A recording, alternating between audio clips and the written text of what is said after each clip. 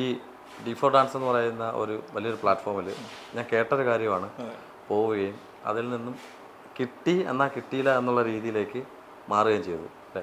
D4 dance എന്ന് പറയുന്ന ഏറ്റവും വലിയൊരു പ്ലാറ്റ്ഫോമാണ്, ഡാൻസേഴ്സിനുള്ള പ്ലാറ്റ്ഫോമാണ്. അത് റാംസാൻ ആയാലും ദിൽഷ ആയാലും എല്ലാവരും അതിൽ കൂടാണ്, കുക്കുമല്ല.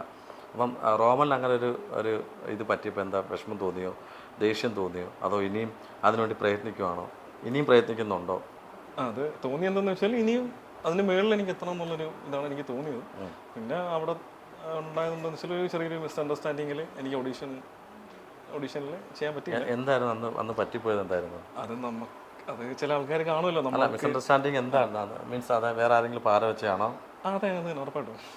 അതെൻ്റെ ഒന്ന് പറയാമോ എന്താന്നുള്ളത്? കാര്യം എന്തായാലും ചാനലിലുള്ളവരല്ല എന്നുള്ളത് മനസ്സിലായി, പുറത്തുള്ളവരാണെന്നുള്ളത് മനസ്സിലായി. പേര് ഉള്ളവരല്ല, പുറത്തുനിന്നുള്ളവർ തന്നെയാണ്. പുറത്തുനിന്നുള്ളവർ വിളിച്ചിട്ട് പ്രൊഡ്യൂസറിനെ വിളിച്ച് ഞാനാണെന്നുള്ള രീതിയിൽ സംസാരിക്കുകയും ഒരു ഡിസ്റ്റർബ് ചെയ്തുകൊണ്ടിരുന്നു മാക്സിമം. റോമലാണെന്നുള്ള രീതിയിലോ? റോമൽ എന്തിനാണ് അങ്ങനെ വിളിച്ചിട്ട് അവസരം എനിക്ക് ഒരു വട്ടം ചോദിച്ചായിരുന്നു. ഒരു വട്ടം നമുക്ക് ഡീറ്റെയിൽസ് അറിയണമല്ലോ, ഡിഫറൻസിന്റെ ഓഡിഷൻ എന്നാണ്, പിന്നെ മറ്റേ 113 ഉണ്ടല്ലോ, അതിന്റെ ഡീറ്റെയിൽസ് എങ്ങനെയാണ് നമുക്ക് വിളിച്ച് ചോദിച്ചാലല്ലേ അറിയാൻ പറ്റത്തുള്ളൂ. അപ്പം അതിന്റെ കാര്യം മാത്രം ജസ്റ്റ് വിളിച്ച് ചോദിച്ചു. പിന്നെ നമുക്ക് ഈ അറിയാവുന്ന ഈ പറഞ്ഞ ആളുണ്ടല്ലോ, ഇവരോട് നമ്മൾ സംസാരിച്ചു. അടുത്ത ആളാണോ അറിയാവുന്നത്? അടുത്ത ആളെന്ന് വെച്ചാൽ അടുത്ത ആളായിരുന്നു. അന്നാണ്, ഇപ്പൊ ആയിരുന്നു അല്ലേ? അതിനുശേഷം പിന്നെ ഒരു ഗ്യാപ്പ് ഇട്ടു, നമുക്ക് മനസ്സിലാവുമ്പോഴല്ലേ കൂടുതൽ. അവരാണ് വിളിച്ചെന്നുള്ള എങ്ങനെ അറിഞ്ഞത്? അവര് പറഞ്ഞായിരുന്നു വിളിക്കാം എന്ന് പറഞ്ഞു. അവര് തമ്മിൽ ഭയങ്കര കോണ്ടാക്ട് ആണ്, ഭയങ്കര കമ്പനിയാണ്, അങ്ങനെ ഒരു ഇതിലാണ്. അപ്പം അവർ കോണ്ടാക്ട് ചെയ്തോളാം, സംസാരിക്കാന്നൊക്കെ പറഞ്ഞു. പിന്നെ അവർ കിടന്ന് വിളിച്ചുകൊണ്ടിരുന്നു, അവർ ഡിസ്റ്റർബ് ചെയ്തു.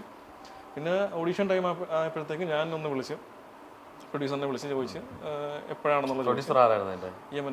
യമുന മാഡം. അങ്ങനെ വിളിച്ച് ചോദിച്ചപ്പോഴത്തേക്കുമാണ് പെട്ടെന്ന് ജസ്റ്റ് ഒന്ന് റേസ് ആയത്. എന്തിനാ എപ്പോഴും വിളിക്കുന്നത് എന്ന് ചോദിച്ചിട്ട് വിളിച്ചോണ്ടിരിക്കുന്നത്. അപ്പം അവർ വിചാരിച്ചോണ്ടിരുന്നത് ഞാനാണ് കണ്ടിന്യൂസ് വിളിച്ചോണ്ടിരുന്നത്. പിന്നെ എനിക്ക് കാര്യം പറയാനുള്ളവർ പോലും കേൾക്കുന്നില്ല. പിന്നെ എന്താ നമുക്കൊന്നും. പക്ഷെ കൂടെ വിളിക്കുന്നത് എന്തിനാന്ന് ചോദിച്ചപ്പോഴും റോമലിന് മനസ്സിലില്ല, ഇതാ ഞാൻ ഒറ്റ വട്ടല്ലേ വിളിച്ചോളൂ, നമ്മളത് പ്രതീക്ഷിക്കുന്നില്ലല്ലോ. അതാ പറഞ്ഞത്. പിന്നെ ഇത് എപ്പോഴാണ് അറിഞ്ഞത്? പിന്നെ മനസ്സിലായി ഇവര് ഇങ്ങനെ പറഞ്ഞിട്ടാണ്. പിന്നെ ഞാൻ കുറച്ച് ദിവസം കഴിഞ്ഞപ്പോഴത്തേക്കും എന്നെ വിളിച്ചായിരുന്നു. അപ്പോൾ എൻ്റെ അടുത്ത് ഇങ്ങനെ പറഞ്ഞു, ഇന്ന ആളെ വിളിച്ചായിരുന്നു, അപ്പോൾ ഇയാളോട്ട് ഞാൻ ഭയങ്കര പ്രശ്നത്തിലാണ്, എനിക്ക് ഒന്നാമത് അവരെ കണ്ടുകൂടാ, അങ്ങനെയൊക്കെ പറഞ്ഞു. അപ്പോഴാണ് ഞങ്ങൾ മനസ്സിലാക്കുന്നത് ഇവരാണ് വിളിക്കുന്നത്. ആ പുള്ളിക്കാരൻ്റെ മകനോ മകളോ അതിനകത്തുണ്ടായിരുന്നു? അതിനകത്തില്ലായിരുന്നു. അപ്പോൾ റോമൽ അതിൽ കയറരുത് എന്നുള്ള ഉദ്ദേശത്തോടെ തന്നെ അവർ വിളിച്ചതാണ്. അതുകൊണ്ട് അത് കുഴപ്പമില്ല. പക്ഷെ എന്തായാലും മഴവില്ലൊരു സീരിയൽ ചെയ്തില്ല ആ സമയത്ത്. മഴവില്ലിൽ ഞാൻ മക്കളെന്ന് പറഞ്ഞൊരു സീരിയൽ ചെയ്തു. അത്യാവശ്യം കുഴപ്പമില്ലാത്തൊരു നെഗറ്റീവ് ആയിരുന്നു, എന്നാലും നല്ലൊരു ക്യാരക്ടറായത്. ത്രൂ ഔട്ട് അല്ലെങ്കിലും നല്ലൊരു ക്യാരക്ടർ. അതിനുശേഷം വന്നത് എനിക്ക് തോന്നുന്നു കന്യാദാനത്തിലാണ്. ഇതിൻ്റെ ഒരു സംഭവം ഉണ്ട്, എന്താ അറിയാം റോമലെ? അപ്പോൾ ഞാൻ നിങ്ങളുടെ ശക്തികുളങ്ങര അവിടുത്തെ ഒരു വീടുണ്ടല്ലോ, ഷൂട്ടിന് സമയത്ത് ഞാൻ അവിടെ പോയപ്പോൾ എൻ്റെ അടുത്ത് വിജയൻ ചേട്ടൻ പറഞ്ഞൊരു കാര്യം, അതായത് ഇളയ കുട്ടിയുടെ കഥാപാത്രം, അതായത് ആ കുട്ടിക്ക് ആപ്റ്റായിട്ടുള്ളൊരു വരൻ കഥാപാത്രം ചെയ്യുന്ന ആൾ വേണമെന്ന് പറഞ്ഞു. അങ്ങനെ ഞാൻ റോമലിൻ്റെ ഫോട്ടോസ് വിജയൻ ചേട്ടൻ അയച്ചു കൊടുത്തു. പക്ഷേ കോഇൻസിഡൻ്റലി വേറെ ആരുടെയും ഒരു വഴി റോമൽ ഇതിനകത്ത് വരികയും ചെയ്തു. അപ്പം വൈദ്യൻ ഇച്ഛിച്ചതും എല്ലാം പാല് തന്നെ എന്നുള്ളതായിരുന്നു. അപ്പോൾ അങ്ങനെ ഇൻസിഡൻറ്റ് നടന്നിട്ടുണ്ട്. റോമൽ അറിഞ്ഞായിരുന്നു അത്? അച്ഛനാണ് എനിക്ക് ഫോട്ടോ അയച്ചു തന്നെ. റോമലായിട്ട് സംസാരിച്ചില്ലെന്ന് തോന്നുന്നു, ഞാൻ സംസാരിച്ചില്ല.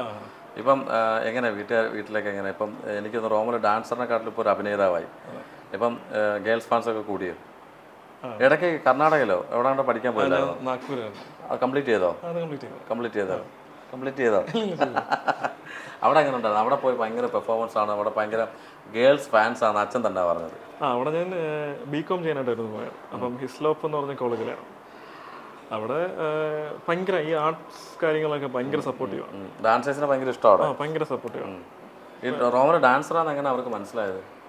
അവിടെ ഒരു പ്രോഗ്രാം ഉണ്ടായിരുന്നു. ഒരു പ്രോഗ്രാം ഉണ്ടായിരുന്നു, ചെന്നപ്പം തന്നെ ഒരു പ്രോഗ്രാം ഉണ്ടായിരുന്നു. ആ പ്രോഗ്രാമിൽ ഞാൻ പാർട്ടിസിപ്പേറ്റ് ചെയ്തു. അല്ല, ഇഷ്കവല്ലോ എന്ന് പറഞ്ഞു. അപ്പോൾ അതുപോലെ റോമലെ അച്ഛൻ ഇങ്ങനെ വാദവരാതെ സംസാരിക്കും. അനീഷ എവിടെ പോയാലും എല്ലാ പെർഫോമൻസ് ഗേൾസ് പെണ്ണുങ്ങളൊക്കെ ഇങ്ങനെ വളഞ്ഞു എന്നൊക്കെ പറയും. അപ്പോൾ അങ്ങനെ വളഞ്ഞ കൂട്ടത്തിൽ ആരെങ്കിലും കൊളുത്തിയോ? എൻ്റെ ചേട്ടനാ, ഞാൻ എന്തായാലും ചോദിച്ചുകൂടെങ്കിലും ഇത് യൂഷ്വലി ചോദിക്കാമല്ലോ. അങ്ങനെ ആരെങ്കിലും? ഫോൺ എൻ്റെ തന്നപ്പോൾ ഒരു മെസ്സേജ് ഞാൻ കണ്ടായിരുന്നു, അത് ഞാൻ പറയുന്നില്ല മെസ്സേജ് എന്തോന്നുള്ളത്. വിജയൻ ചേട്ടൻ വിളിച്ച് സംസാരിച്ച സമയത്ത് ഒരു മെസ്സേജ് അതിനകത്ത് വന്നായിരുന്നു. അപ്പോൾ ഞാനത് വായിച്ചില്ല, കുട്ടിയുടെ പേര് ഞാൻ വായിച്ചു. ഞാൻ പറയുന്നില്ല. പക്ഷെ പറഞ്ഞു കുഴപ്പമില്ല, പറയട്ടെ. പറഞ്ഞു. ഹൃദ്യ ഇല്ല, തന്നെ അതിന്റെ അടുത്ത് വായിച്ചേക്കുന്നല്ലേ. ചുമ്മാ പറഞ്ഞിരിക്കും. ഇല്ല റാമല്ല, ചുമ്മാ ചോദിച്ചാണ്. കാര്യം എന്തായാലും നിങ്ങളെപ്പോലുള്ള ആൾക്കാർക്ക് കൂടുതലായിട്ടും ഈ ഡാൻസിന് ഏറ്റവും കൂടുതൽ പ്രേമിക്കുന്ന ആൾക്കാരുണ്ട്. അപ്പോൾ ഏത് പാട്ട് കളിച്ചാലും, അതുപോലെ മൈക്കിൾ ജാക്സൺ, അതുപോലെ ഇവൻ്റെ ഒരു ഏറ്റവും വലിയ പ്രത്യേകത, ഇവനും കൂടെ ഗിന്നസ് വേൾഡ് റെക്കോർഡ് കൊടുക്കണ്ട. ഇവൻ്റെ റൈറ്റ് ലെഗോ റൈറ്റ് ലെഗിൻ്റെ വിരൽ ഫ്രാക്ചറായിട്ട് അവൻ ഇതുവരെ സർജറി ഇല്ല, ഒന്നുമില്ല. അവൻ ആ വിരൽ വെച്ചിട്ടാണ് ഇത്രയും നാളും ഡാൻസ് കളിച്ചത്. ഇവിടെ എല്ലാവർക്കും അറിയാം ഡാൻസ് കളിക്കുന്നതൊക്കെ. പിന്നെ അറിയാം. കാര്യം ഇവിടെ റീൽസ് എടുത്ത് തുടങ്ങിയപ്പോഴാണ് ഇവർ അറിയുന്നത് ഞാൻ ഡാൻസറാണെന്നുള്ളത്. കൂടെ പേരായിട്ടുള്ള കൊച്ചുകൊണ്ട് ചെയ്യായിരുന്നല്ലേ. ഈ വേറെ പ്രോജക്റ്റുകളൊക്കെ കിട്ടിയിട്ടുണ്ടെന്ന് ഞാനിങ്ങനെ അറിഞ്ഞു. കാര്യം അങ്ങനെ കിട്ടുന്നത് നല്ല തന്നെയാണ്, ഭാഗ്യം തന്നെയാണ്, എല്ലാവരും കിട്ടാത്തൊരു കാര്യമാണ്. കിട്ടി ഇപ്പം ഏതൊക്കെയാണ് ഇപ്പം നമ്മൾ പ്രോജക്റ്റ് നമ്മുടെ മുന്നിൽ വന്നിരിക്കുന്നത്, അല്ലെങ്കിൽ നമ്മൾ സൈൻ ചെയ്തിരിക്കുന്ന അസൈൻമെൻറ്റ്? എനിക്കിപ്പം 2 പ്രോജക്റ്റ് വന്നിട്ടുണ്ട്. ഒന്ന് ഏഷ്യാനെറ്റില. അപ്പം അതിൽ ഇങ്ങനെ അഗ്രിമെന്റ് ചെയ്തിട്ടുണ്ട്. ഇനിയിപ്പം ഷൂട്ടെല്ലാം പറയത്തില്ല. അത്യാവശ്യം എക്സ്ട്രാഫിഷ്യൽ ചാനലാണ് ഏഷ്യാനെറ്റ്, സീ കേരള, അങ്ങനെയൊക്കെയുള്ള ചാനൽസാണ്. അതെ, തീർച്ചയായിട്ടും ഇത് രണ്ടും കൂടെ കൊണ്ടുപോകും. കാര്യം നമ്മുടെ ആദ്യത്തെ സീരിയൽ കന്യാദാനമാണ്. അപ്പോൾ അതിന് മെയിൻ ഇമ്പോർട്ടൻ്റ് കൊടുത്തുകൊണ്ട് ബാക്കിയുള്ള സീരിയലിലേക്ക് കോൺസെൻട്രേറ്റ് ചെയ്യുക. എല്ലാവരും അങ്ങനെ ചെയ്യാറുണ്ട്. തീർച്ചയായിട്ടും റോമലിനെ പോലുള്ള ആൾക്കാർ, റോമൽ അഭിനയിക്കുമെന്ന് എനിക്ക് അറിയില്ലായിരുന്നു.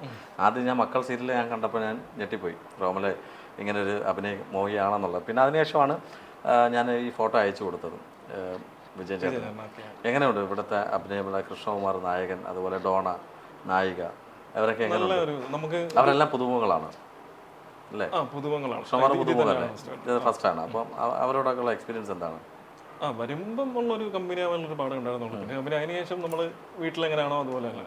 അതുപോലെ ലെജൻഡായിട്ടുള്ള നമ്മുടെ എല്ലാവർക്കും കൂടെ അഭിനയിക്കാൻ ഇഷ്ടമുള്ള, നമ്മൾ കണ്ടുകൊണ്ടിരിക്കുന്ന സിനിമയിലെ കണ്ടുകൊണ്ടിരിക്കുന്ന ദേവൻ സാറിനോട് അഭിനയിച്ചപ്പോഴുള്ള ഒരു എക്സ്പീരിയൻസ് എന്തായിരുന്നു? സെയിം ഇതുപോലെ തന്നെയാണ്. എക്സൈറ്റഡ് ആയോ? പിന്നെ ഭയങ്കര എക്സൈറ്റഡ് ആണ്. നിന്റെ ആദ്യത്തെ ഷോട്ടിൽ നിനക്ക് എങ്ങനെയായിരുന്നു? വല്ല ഡയലോഗ് പറയുമ്പം തെറ്റിപ്പോവുകയോ അല്ലെങ്കിൽ ഡയറക്റ്റ് ചീത്ത വിളിക്കുക അങ്ങനെ എന്തെങ്കിലും? ഞാൻ ഓൾറെഡി ഒന്ന് പ്രിപ്പയർ ചെയ്തുകൊണ്ട് എനിക്ക് ഒന്നും കുഴപ്പമില്ലായിരുന്നു. നമ്മൾ ലൊക്കേഷനിലായതുകൊണ്ട് നമ്മുടെ എന്താണ് ഇമ്മാനുവൽ ഇടയ്ക്കിടയ്ക്ക് നമ്മുടെ ആർട്ടിസ്റ്റിനെ വിളിക്കാൻ വരും. നമുക്ക് അറിയാം, ലൊക്കേഷൻ ആയതുകൊണ്ട് അറിയാം. അപ്പോൾ അവരുടെ ജോലി നടക്കട്ടെ, നമ്മുടെ ജോലി നടക്കണം. ഇനിയിപ്പോൾ വരുന്ന അല്ലെങ്കിൽ സിനിമകളിലേക്കുള്ള, അല്ലെങ്കിൽ എനിക്കൊന്ന് 2-3 സിനിമ കൊറിയോഗ്രാഫി ചെയ്തിട്ടുണ്ട്. ഏതൊക്കെ സിനിമയാണ്? പ്രേമം പോലെ എന്ന് പറഞ്ഞൊരു ഫിലിം, അത് റിലീസ് ആവാൻ പോകുന്നേ ഉള്ളൂ. മറ്റേ ബിജു കുട്ടൻ ചേട്ടനും പിന്നെ മറ്റേ ജോയ് മാത്യു ചേട്ടനില്ലേ, അത് ആർക്ക് വേണ്ടിയിട്ടാണ് കൊറിയോഗ്രാഫി ചെയ്തിരിക്കുന്നത്? അതിനകത്ത് അവർക്ക് എല്ലാവർക്കും തന്നെ. എല്ലാവർക്കും കൂടെ എത്ര പാട്ട് ചെയ്തതിനകത്ത്? അതിൽ 2 പാട്ട് ചെയ്തിട്ടുണ്ട്. അത് കഴിഞ്ഞിട്ട് പള്ളിമണി എന്ന് പറഞ്ഞൊരു മൂവി ഉണ്ട്. അതിപ്പം ഇറങ്ങിയത്, റിലീസായി. ശ്വേതാ മേനോനും പിന്നെ ചേച്ചിക്ക് വേണ്ടിയിട്ട് ചെയ്തിട്ടുണ്ട്. അതിനകത്ത് ചെയ്തായിരുന്നല്ലേ? അപ്പോൾ രണ്ട് സിനിമ ഇനിയുണ്ടോ? ഇനി ഏതെങ്കിലും? അല്ല, ഇനി ഇത് 2 ചെയ്തിട്ടുള്ളൂ. ഈ റോമൻ ലൈൻ ഇൻഡസ്ട്രിയിലേക്ക് കൊണ്ടുവരാൻ വേണ്ടി ഏറ്റവും കൂടുതൽ പ്രയത്നിച്ച ഒരാളുണ്ട്, ഷീജി മാസ്റ്ററും വേറെ ഒരു സന്തോഷം.